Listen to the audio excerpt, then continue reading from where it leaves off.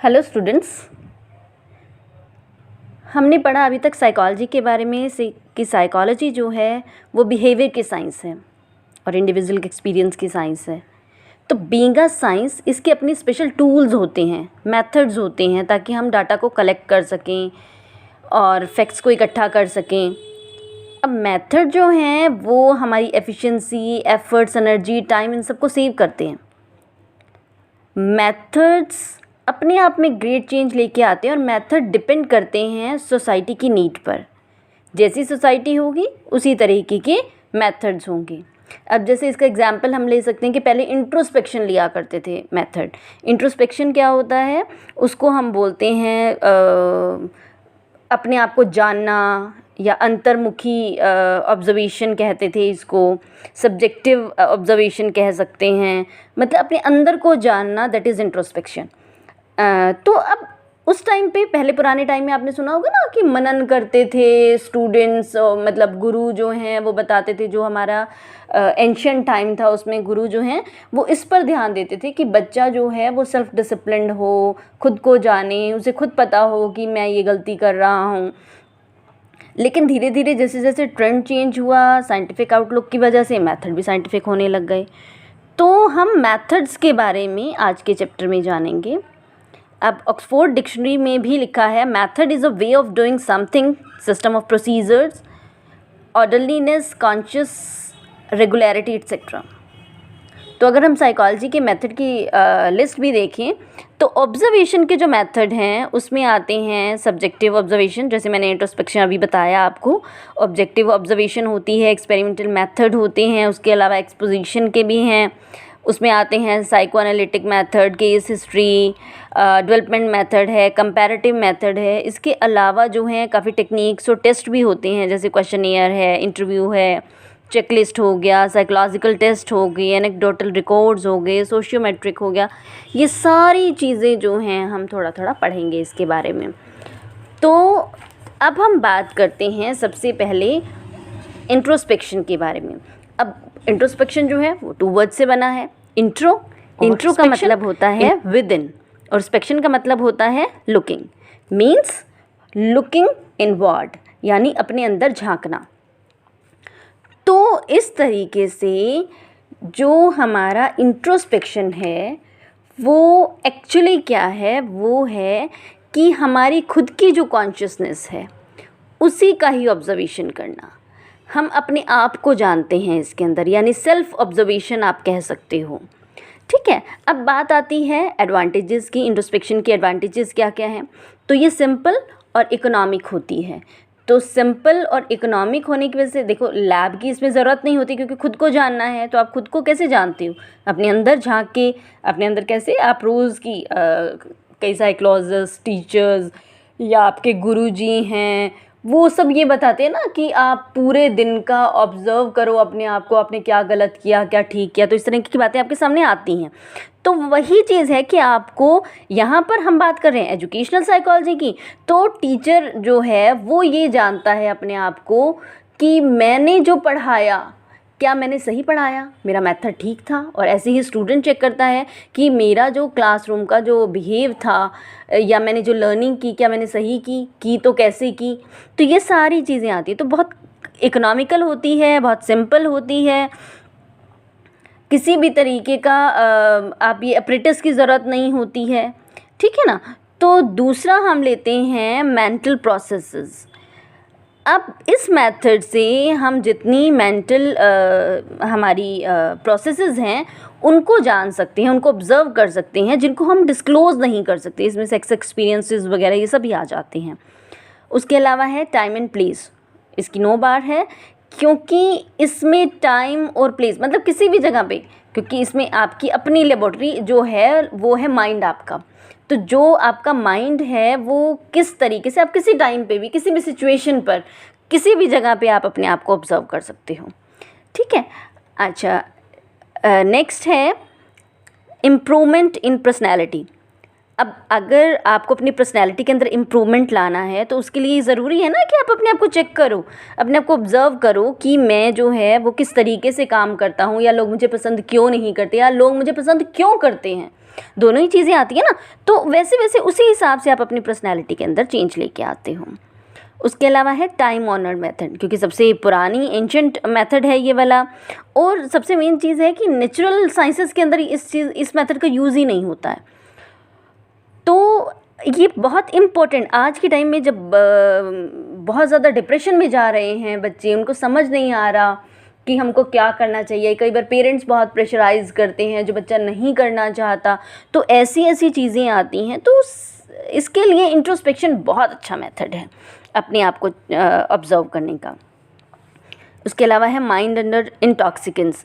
जिस तरीके से हमारे इंटॉक्सिकेंट हैं, हमारी फीलिंग्स, इमोशन, सेंटिमेंट, प्रेजुडाइसेस हैं, पेन्स हैं, उन सब के बारे में हम जान सकते हैं।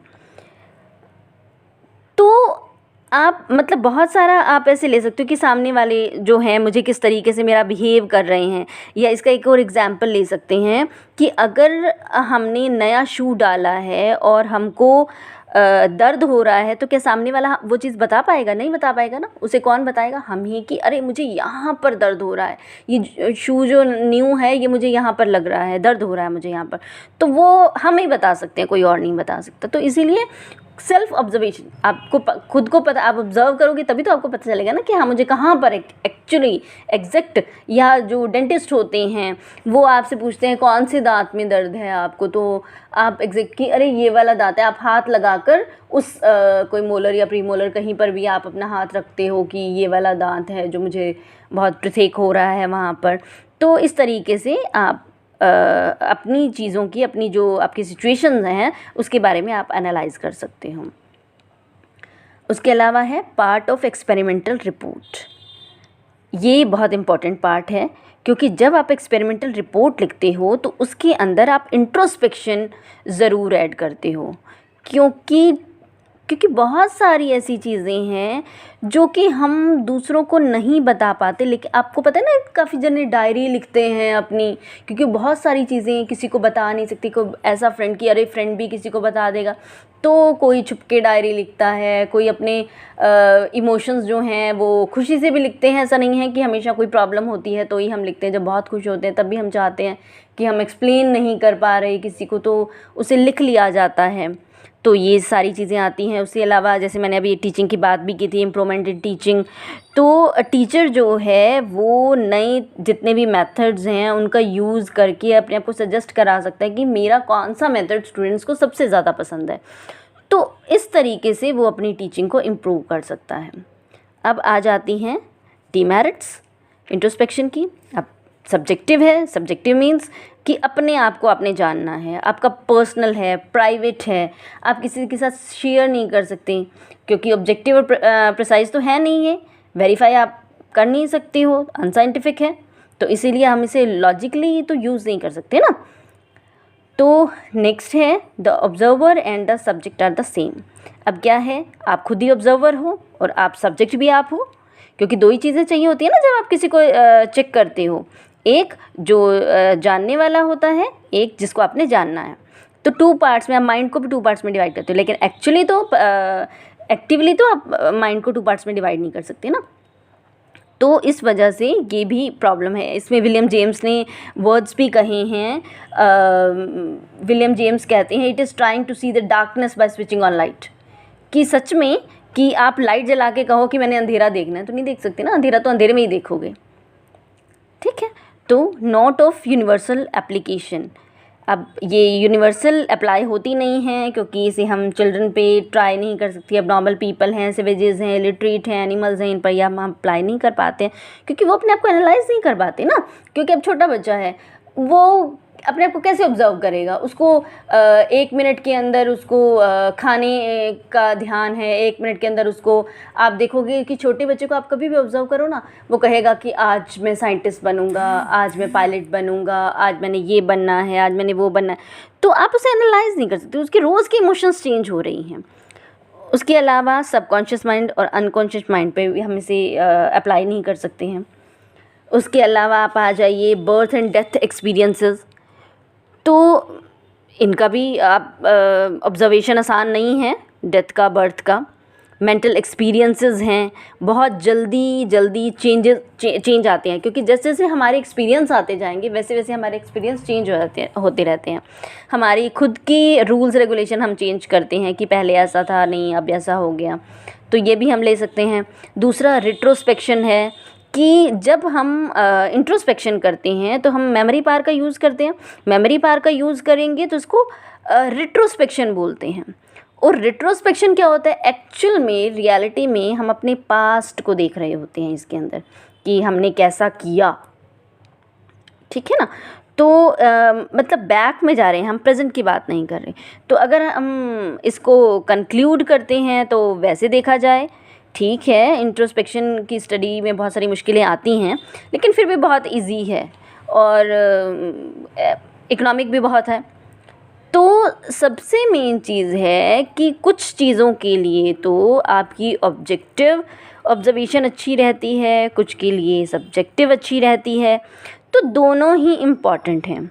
तो अभी हम बात कर रहे हैं अनकंट्रोल्ड ऑब्जर्वेशन, यानी कि जो दूसरी ऑब्जर्वेशन थी, ऑब्जेक्टिव भी आप कहते हो या इसे नेचुरलिस्टिक ऑब्जर्वेशन भी कहते हो, तो उनके बारे में भी अब बात करते हैं हम। जो अनकंट्रोल्ड ऑब्जर्वेशन होती है, पहले तो ऑब्जर्वेशन जो हैं वो बहुत सारी टाइप्स की होती हैं।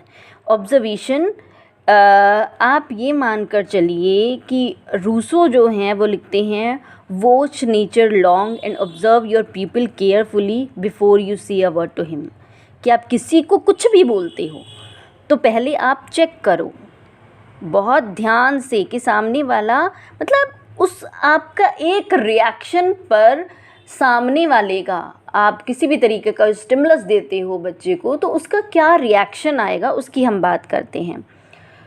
तो लैटिन वर्ड में ऑब्जर्वियर वर्ड लिया गया है टू कीप ओपन या टू लुक आउटसाइड। तो डेरिवेटिव में हम ये ले सकते हैं कि हमें रियलिटी में मतलब बाहर से देखना किसी को भी कि सामने वाला किस तरीके से काम कर रहा है या कैसे काम होता है। तो ऑब्जर्वेशन की बहुत सारी टाइप्स हैं और इसके एग्जाम्पल हम ले सकते हैं। इनफॉर्मल ऑब्जर्वेशन है, ग्रुप ऑब्जर्वेशन, डायरेक्टेड, स्टैंडर्डाइज है, पार्टिसिपेंट है, नॉन पार्टिसिपेंट है, स्ट्रक्चर्ड है, अनस्ट्रक्चर्ड है, ये सारी आती हैं इसके अंदर। और अगर हम स्टेप्स की बात करें कि हमने किस तरीके से ऑब्जेक्टिव ऑब्जर्वेशन के स्टेप्स क्या हैं मेथड के, तो उसमें सबसे पहले ऑब्जर्विंग द बिहेवियर, कि हमारा जो पहला स्टेप होता है वो ये हमें एक्सपीरियंस करना होता है कि चाइल्ड के हम जो भी स्पेशल बिहेव कर रहा है उसको किस टाइम हम जज करें। उसको जज करने का सबसे तरीका है जब वो सब बच्चे मिलके खेल रहे होते हैं, तो उस टाइम उसको जज करना बहुत सही रहता है कि वो कैसा बिहेव कर रहा है, किस तरीके से वर्डिंग यूज़ करता है। और दूसरी आती है रिकॉर्डिंग द ऑब्जर्वेशन, कि जैसे ही आप ध्यान से देखो साथ के साथ उसे लिख लो। लिखने और जो मतलब उसकी जो जैसा व्यवहार वो कर रहा है उसको देखने में और उसको लिखने में आपका बहुत कम टाइम लगना चाहिए। नेक्स्ट है एनालाइजिंग द ऑब्जर्वेशन। तो जब आपने लिख लिया है उसके बाद उसे एनालाइज करो। नेक्स्ट आता है आपका generalisation and interpreting the observation. तो ये सबसे लास्ट पॉइंट होता है, इसमें आपको जनरलाइज करना होता है, अपनी जो भी ऑब्जर्वेशन आपने की है उसको इंटरप्रेट करना बहुत ज़रूरी है ताकि क्लियर हो जाए। अब आती है गुड ऑब्जर्वेशन की कैरेक्टरिस्टिक्स क्या होती हैं। एक, एक्यूरेट होना चाहिए, प्री प्लान्ड होना चाहिए, रिलायबल साइंटिफिक होना चाहिए, क्वालिटेटिव के साथ साथ क्वांटिटेटिव होना भी बड़ा ज़रूरी है। तो ऑब्जर्वेशन की मेरिट्स क्या क्या होती हैं, वो होती हैं कि ऑब्जेक्टिव और साइंटिफिक होता है, रिलायबल वैलिड होता है, इकोनॉमिकल होता है, फ्लेक्सिबल होता है। तो डिफरेंट इंडिविजुअल के बिहेवियर को हम इसमें जज कर सकते हैं। उसके अलावा एक्सपेरिमेंटल मेथड हम ग्राउंड लेवल पे यूज़ कर सकते हैं। एजुकेशनल सिचुएशन में तो इसको यूज़ हम कर ही सकते हैं। तो इसकी लिमिटेशंस क्या होंगी, इसके लिए ट्रेंड ऑब्जर्वर चाहिए। दूसरा सब्जेक्टिव है, तो कई बारी क्या होता है कि जो ट्रेनर है वो जब ऑब्जर्वर है जो ऑब्ज़र्व कर रहा है वो कभी सॉफ्ट हो जाता है कि अरे कोई बात नहीं ऐसे तो चलता है। तो ये चीज़ें नहीं होनी चाहिए। आर्टिफिशियलिटी से आपको दूर रहना है। दूसरी, कई बार आपको क्या होता है, बहुत लंबा वेट करना पड़ता है कि सामने वाला बच्चे के, अगर मैंने गुस्सा चेक करना है कि कितना गुस्सा आता है, तो हो सकता है आप एक दिन उसे गुस्सा ना आए, दूसरे दिन ना आए, तीसरे दिन जाकर आए, तो ये चीज़ें भी होती हैं। दूसरा, पर्सनल प्रॉब्लम जो हैं वो आप ऑब्ज़र्व नहीं कर पाते हो, कभी कभी किसी बच्चे के बिहेव के पीछे जो है उसकी पर्सनल प्रॉब्लम्स होती हैं, वो सेक्सुअल भी हो सकती हैं। उसके अलावा इंटरनल बिहेवियर है, तो वो हम आप चेक नहीं कर सकते, क्योंकि आप जब कोई आपको ऑब्ज़र्व कर रहा है तो आपका अपने आप आर्टिफिशियलिटी आ जाती है आपके अंदर कि मुझे कोई देख रहा है तो मुझे इस तरीके से बात करनी चाहिए। दूसरा, अनकॉन्शियस माइंड के बारे में आप नहीं जान सकते हो, ठीक है। और उस अब आ जाइए method of making observation objectives. तो सबसे पहले मैंने आपको पहले भी बताया, प्लान करके चलो। दूसरा, एक क्वेश्चनियर हमको तैयार करना चाहिए ताकि हमारा टाइम वेस्ट ना हो। सुटेबल इंस्ट्रूमेंट होनी चाहिए, जैसे कैमरा है, टेप रिकॉर्डर है, मतलब ऑब्जेक्टिव जितने हैं उनका हमें ध्यान रखना चाहिए। स्क्रीन होनी चाहिए आपके पास, नेचुरल सेटिंग होनी चाहिए आपके पास, एक्सपर्ट होना बहुत ज़रूरी है, और रिकॉर्ड एक्यूरेट बनना चाहिए। ये सारी चीज़ें जो हैं वो ध्यान देने वाली हैं ऑब्जर्वेशन के अंदर। क्लियर है आपको? तो जो कंक्लूज़न है वो है, बहुत सारी प्रॉब्लम्स आती हैं जब आप ऑब्जर्वेशन को कंक्लूड करते हो, लेकिन फिर भी ये मेथड एक लर्नर के लिए साइकोलॉजिकली और एजुकेशन साइकोलॉजी में तो बहुत कारगर साबित होता है, और काफ़ी हद तक इसमें फ़ायदा भी मिला है। अब हम बात करने जा रहे हैं एक्सपेरिमेंट मेथड की। अब बेसिक साइंटिफिक मेथड तो एक्सपेरिमेंटेशन ही है। एक्सपेरिमेंट होने की वजह से साइकोलॉजी को साइंस का दर्जा मिला है। अब अगर इसकी हिस्टोरिकल बैकग्राउंड हम देखें तो विलियम वुंट ने 1879 में लिप्जिंग में लेबॉर्ट्री में सबसे पहले एक्सपेरिमेंटल मेथड को इंट्रोड्यूस किया था। उसके बाद 1880 में एबिंगस, उन्होंने मेमोरी पर एक्सपेरिमेंट किए। उसके बाद राइस और कॉर्नमैन ने स्पेलिंग अचीवमेंट पर किए थे। थॉर्नडाइक हैं, जड हैं, फ्रीमैन, कॉलर, पेवलोव, स्किनर, इन सब ने बहुत सारे फील्ड्स में, अलग अलग फील्ड्स में अपने एक्सपेरिमेंट दिए हैं।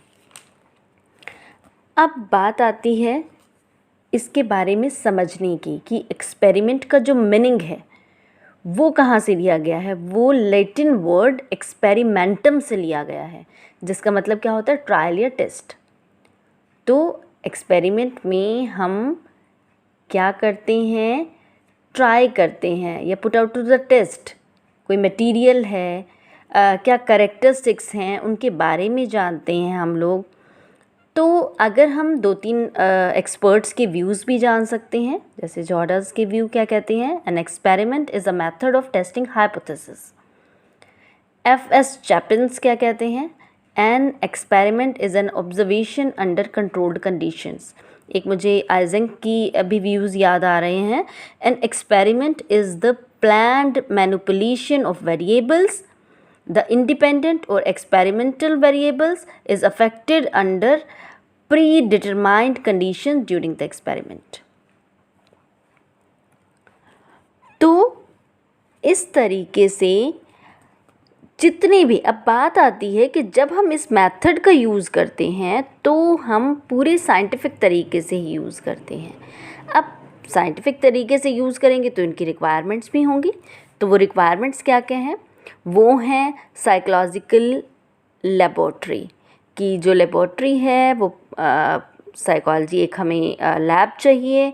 दूसरा, एक्सपेरिमेंटर होने चाहिए, वो एक या एक से ज़्यादा हो सकते हैं। तो सब्जेक्ट होना चाहिए, सब्जेक्ट में आप एक स्टूडेंट भी ले सकते हो, बहुत सारे भी, क्योंकि यहाँ पे लर्नर ही अपने आप में सब्जेक्ट है ना, तो उसको लेकर हमको चलना पड़ेगा। तो पहले जो फिज़िकल साइंस के अंदर तो पहले डेड बॉडीज़ यानी इन तरीके की चीज़ों का यूज़ करते हैं चेक करने के लिए सब्जेक्ट के लिए, लेकिन हमको यहाँ पर किसको करना है, नॉर्मल ह्यूमन बीइंग्स को, ठीक है। उसके अलावा आ जाइए आप स्टिमुलस पर। तो स्टिमुलस की ज़रूरत पड़ती है। स्टिमुलस वो पावर है जो हमारी बॉडी को काम करने के लिए, या आप ये कह सकते हो कि रिस्पॉन्स देने की एनर्जी देती है एक तरीके से। और रिस्पॉन्स क्या होता है, जो स्टिमुलस दिया जाता है उसके अपोजिट जो चीज़ आती है, दैट इज़ रिस्पॉन्स। इसको आप जो है चेंज इन बिहेवियर भी कह सकते हैं। मान लो कि कोई आपको स्लैप करता है तो आपका रिएक्शन क्या आएगा, या तो आप उसको स्लैप करोगे, या आपको बहुत गुस्सा आ जाएगा, या आप चुप कर जाते हो। तो ये डिफरेंट टाइप के रिस्पॉन्सेज हैं। स्टिमुलस क्या कहेगा, स्टिमुलस है आपका जो किसी ने आपको स्लैप किया है, दैट इज़ स्टिमुलस। तो आपने किसी को स्टिमुलस दिया तो सामने वाले का क्या रिस्पॉन्स आता है ये जाना जाता है। एक वर्ड आता है वेरिएबल। वेरिएबल्स क्या होते हैं, वेरिएबल्स होते हैं जिसको we can change. Variable means which can be varied और चेंज्ड। तो स्टिमुलस चेंज होता है तो रिस्पॉन्स अपने आप चेंज हो जाते हैं। सबसे पहले रिप्रेजेंट करता है एक टाइप, फिर उसके बाद वेरिएबल का दूसरा टाइप करता है। तो इस तरीके से एक अगर चेंज होगा, एक वेरिएबल, तो दूसरा अपने आप चेंज हो जाएगा। इसका एग्जाम्पल हम ले सकते हैं कि अगर हमें नॉइज़ पोल्यूशन का मेंटल एक्टिविटी पर टेस्ट करना है तो कैसे करेंगे। तो नॉइज़ पोल्यूशन जो है वो क्या है, इंडिपेंडेंट वेरिएबल होता है। इसके बारे में भी मैं आपको बताती हूँ। तो एक जो वेरिएबल्स जैसे मैंने बताया तो उसमें एक इंडिपेंडेंट वेरिएबल्स होता है।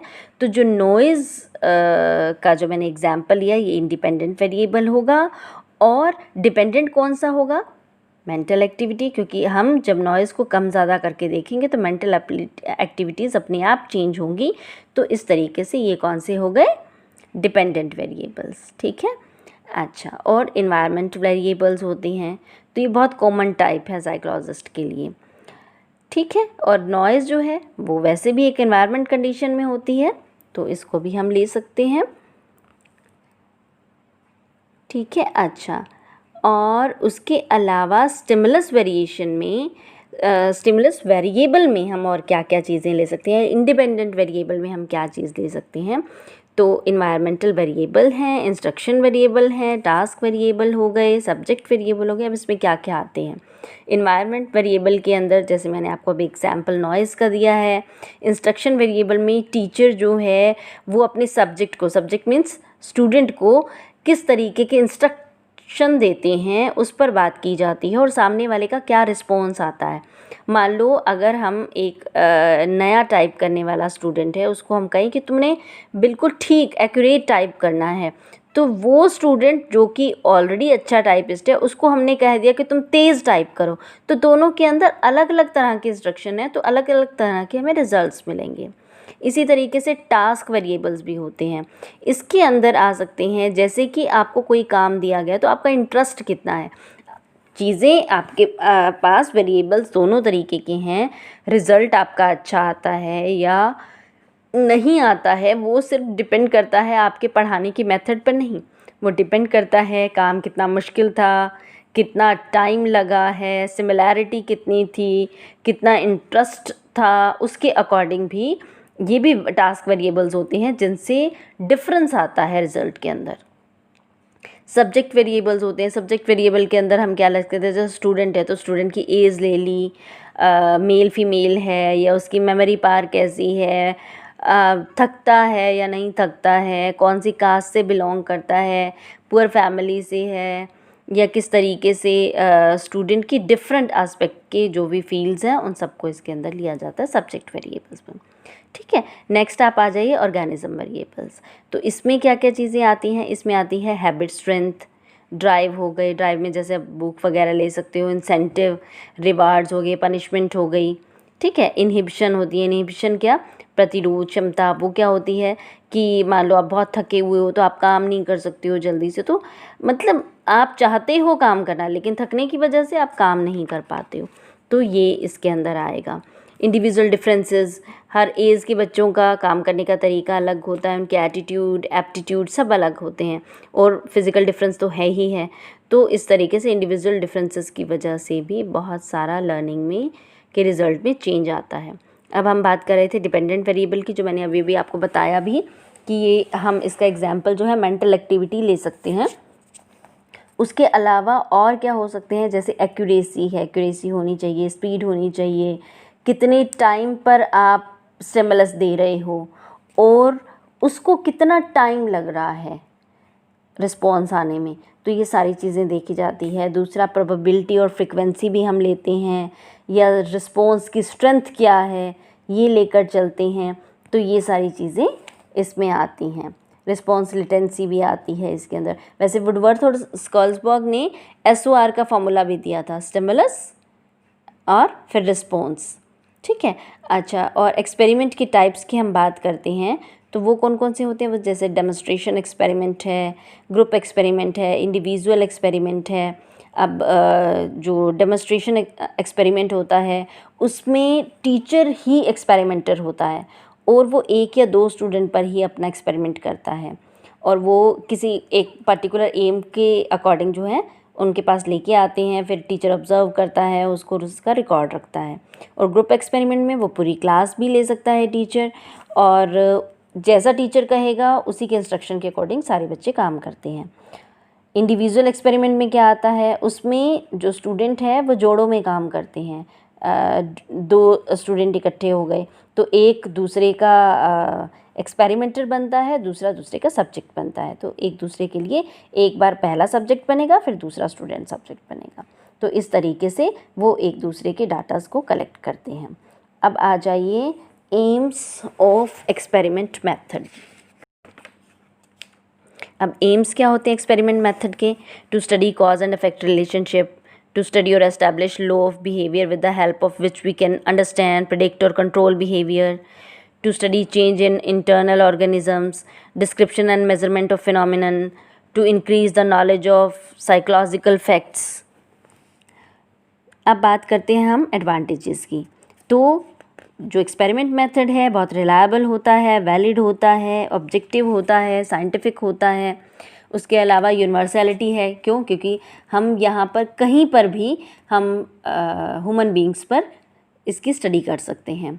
उसके अलावा वाइड एप्लीकेशन तो हैं ही, हम लोग इस मेथड से इंटेलिजेंस टेस्ट कर सकते हैं, पर्सनालिटी टेस्ट होती है, इंडिविजुअल डिफरेंसेस को जान सकते हैं, ग्रोथ एंड डेवलपमेंट के बारे में हमें पता चलता है। दूसरा, ये क्वांटिटेटिव मेजरमेंट भी होता है। हम इस मेथड से धीरे धीरे क्वांटिटेटिव मेजरमेंट करते हैं, इमोशंस का, मोटिवेशन का, लर्निंग का। और सबसे मेन चीज़ प्री प्लान्ड होती है, पहले से ही सारी चीज़ें हम सोच कर चलते हैं, प्लान करके चलते हैं और उस हिसाब से हम काम करते हैं। और एक और अच्छी बात है इसके अंदर, रिपीट करना, कि इसका रिज़ल्ट अगर ठीक नहीं आता है तो हम एक्सपेरिमेंट को दोबारा करके देख सकते हैं, और दोबारा करेंगे तो वेरिफिकेशन भी होती है, तो पता चल जाएगा कि हमने जो काम किया है वो सही भी है या नहीं है, या एक सिचुएशन में वो सही था और दूसरे में सिचुएशन में सही नहीं था। दूसरा, हम इसमें जो कंडीशंस हैं वो कंट्रोल्ड भी ले सकते हैं, सॉल्यूशन प्रॉब्लम्स का हमें पता चल जाता है। अब बात करते हैं लिमिटेशंस की।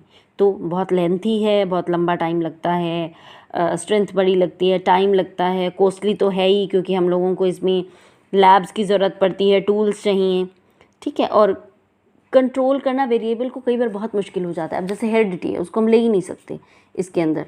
और आर्टिफिशियलिटी तो आती है, आप किसी स्टूडेंट को लैब में लेके जाओगे तो उसका जो एटीट्यूड होगा वो अल्टीमेटली अपने आप ही चेंज हो जाता है। जब आप एक जगह से दूसरी जगह लेके जाते हो तो एटीट्यूड के अंदर डिफरेंस आता ही है।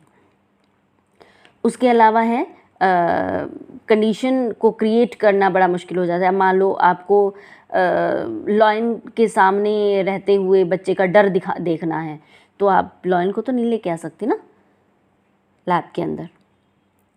तो इसी तरीके से अगर मान लो आपने स्टूडेंट के अगर अनएक्सपेक्टेड बिहेवियर को चेक करना है तो क्या आप उसे पागल थोड़ी बना दोगे। तो इसी तरीके से एक पर्सन दूसरे पर्सन की स्टडी कर सकता है, उसके इमोशंस को, उसके आइडियाज़ को एक्सपीरियंस कर सकता है। हाँ, टाइम और प्लेस की भी कई बारी रेस्ट्रिक्शंस आती हैं क्योंकि हर जगह पर इंट्रोस्पेक्शन है या ऑब्जर्वेशन है, कई बार हम हर जगह पर नहीं कर सकते। हाँ, ये कह सकते हो कंक्लूज़न में कि एक्सपेरिमेंट जो मेथड है उसके अंदर बड़ी सारी प्रॉब्लम्स आती हैं, मुश्किलें आती हैं, लेकिन फिर भी बहुत सारे एस्पेक्ट्स पर ये बड़ा खरा उतरता है।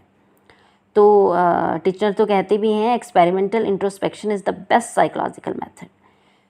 तो आज के लिए इतना ही। नेक्स्ट वीडियो में हम एक्सपोजिशन के मेथड की बात करेंगे।